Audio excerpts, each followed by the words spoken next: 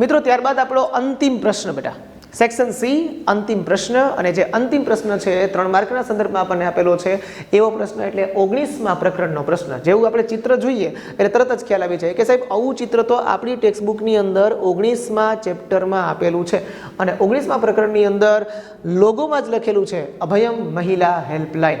એટલે આપણને અહીંયા મુદ્દો આપવામાં આવ્યો છે અભયમ યોજના વિશે વિગતે માહિતી આપો. અભયમ યોજના બેટા એક એવી યોજના જે મહિલાઓને સુરક્ષા આપે છે, એક એવી યોજના જે મહિલાઓના વિકાસ સંબંધિત છે, એક એવી યોજના કે આપણા દેશની અંદર મહિલાઓ માટે શિક્ષણથી લઈને એમના તમામ પ્રકારની શોષિત બાબતો પર ધ્યાન રાખનારી યોજના છે. એટલે આ જે યોજના છે એ યોજનાને આપણે લોકોએ નામ આપ્યું છે અભયમ યોજના. અભયમ યોજનાની શરૂઆત આપણા દેશની અંદર ગુજરાત રાજ્યથી થઈ બેટા. એટલે આપણે આ યોજના વિશે વિશેષ જાણકારી મેળવવી ખૂબ જરૂરી છે.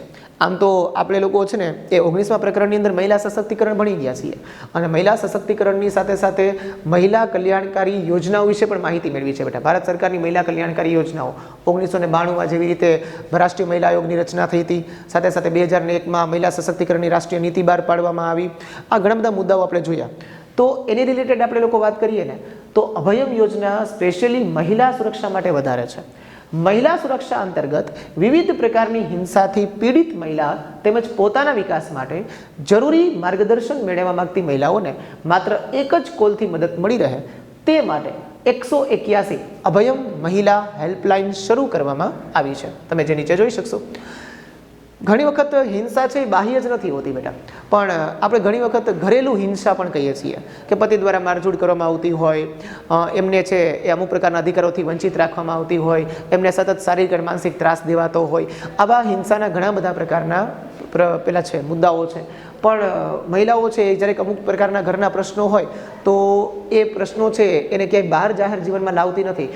શું કામ નથી લાવતી? તો કે ઘણા બધા પ્રકારના પ્રમાઇસીસ એટલે કે આપણને અવરોધો હોય કે દાખલા તરીકે ક્યાંક પપ્પાની આબરૂ જશે, ક્યાંક પિતા છે એ મુશ્કેલીમાં મુકાશે, સમાજની અંદર પછીની શું વાતો થશે, એટલે એ ઘણી વખત એવું બધું સહન કરતી જાય છે.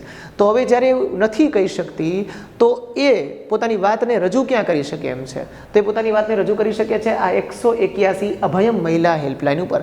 ખાસ કરીને આપણા દેશની અંદર ન્યાયની બાબતમાં સૌથી પાછળ હોય તો ગરીબ વર્ગ છે બેટા. તો ગરીબ વર્ગની મહિલાઓને સહેલાઈથી ન્યાય મળી શકે એના માટે થઈને આપણા દેશની અંદર ગુજરાત રાજ્ય ક્ષેત્રે નારી અદાલતોની સ્થાપના પણ કરવામાં આવી છે. આપણા દેશમાં ન્યાયની પદ્ધતિ ખર્ચાળ છે બેટા, અને સાથે સાથે ધીમી પણ છે. એટલે વાત કરી શકાય કે જો આ ખર્ચાળ પદ્ધતિ છે એટલા પૈસા લડવા માટે ન હોય તો ઘણા બધા લોકો છે પોતાની ફરિયાદ કરવાનું ટાળે છે. ઘણી બધી મહિલાઓ છે આ બાબતમાં પડતી નથી. તો પછી એમને પણ ગરીબ મહિલાઓનો અન્યાય જે થયો છે, એમનું જે શોષણ થયું છે, એમની સામે અવાજ ઉપાડી શકે, એમની સામે પોતે પોતાની વાત રજૂ કરી શકે અને એમને યોગ્ય ન્યાય મળી શકે એટલા માટે થઈને પણ આ અદાલતની સ્થાપના છે, નારી અદાલતની સ્થાપના એ કરવામાં આવી છે.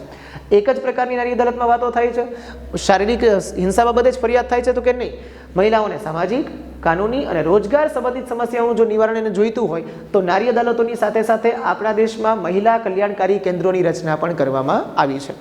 તો ગુજરાત રાજ્યની અંદર આ બંનેની તમે લોકો છે એ જોઈ શકશો. મહિલાઓને શારીરિક, માનસિક અને જાતીય શોષણ સામે રક્ષણ માટે સરકાર જાગૃત બની છે.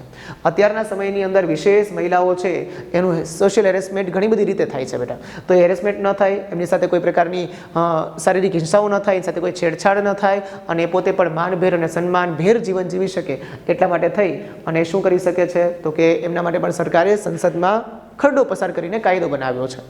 જેમ કે સરકારી કચેરીઓમાં, ખાનગી વ્યવસાયમાં અને ઘરના નોકર તરીકે કાર્ય કરતી મહિલાઓને જાતીય સતામણી ન થાય અને તેઓ સ્વતંત્ર રીતે કામકાજ કરી શકે તે માટે સંસદે કાયદો પણ પસાર કર્યો છે. અને આપણને બધાને ખબર છે હવે તો અભયમ મહિલા મોબાઈલ એપ્લિકેશન પણ અત્યારના સમયમાં આવી ગઈ છે. અને આજે હેલ્પલાઇન છે, નીચે સૂત્ર આપણને આપેલું જ છે, સલાહ, બચાવ, મદદ, સૂચન અને માર્ગદર્શન. માત્ર ખાલી હિંસાથી પીડિત ફરિયાદો જ નથી લેતી બેટા, પણ તમને કાઉન્સેલિંગ માટે પણ એ યોજના બહુ સહાયકારક છે. સાથે સાથે એ તમને જરૂર પડે ત્યાં મદદ પણ આપે છે, વિકાસલક્ષી સૂચનો પણ આપે છે અને આગળ જતા વિકાસની ધરોહરના માર્ગદર્શન પણ તમને લોકોને ત્યાં મળે છે. તો 181 એ મહિલાઓના સર્વાંગી વિકાસ માટે ખૂબ સારો પ્રયત્ન છે ને એ કરે છે અને એમની કામગીરી ખૂબ સરાહનીય છે. તો આ જે મુદ્દો છે અભયમ યોજના વિશેનો એ આપણા માટે બહુ સહેલો અને બહુ ઇઝી છે. યાદ રાખજો, આ યોજના છે અભયમ મહિલા યોજના 181 આપણને MCQમાં પણ પૂછાઈ ગઈ છે. ન્યાય માટે નારી અદાલત છે, સામાજિક કાનૂની રોજગાર સંબંધિત સમસ્યાઓ માટે મહિલા કલ્યાણકારી કેન્દ્રોની રચના પણ થઈ છે. બરાબર. સારું, તો અહીંયા આપણો સેક્શન સી એ પૂર્ણ થાય છે બેટા. આગળ વાત કરીએ સેક્શન ડી વિશે.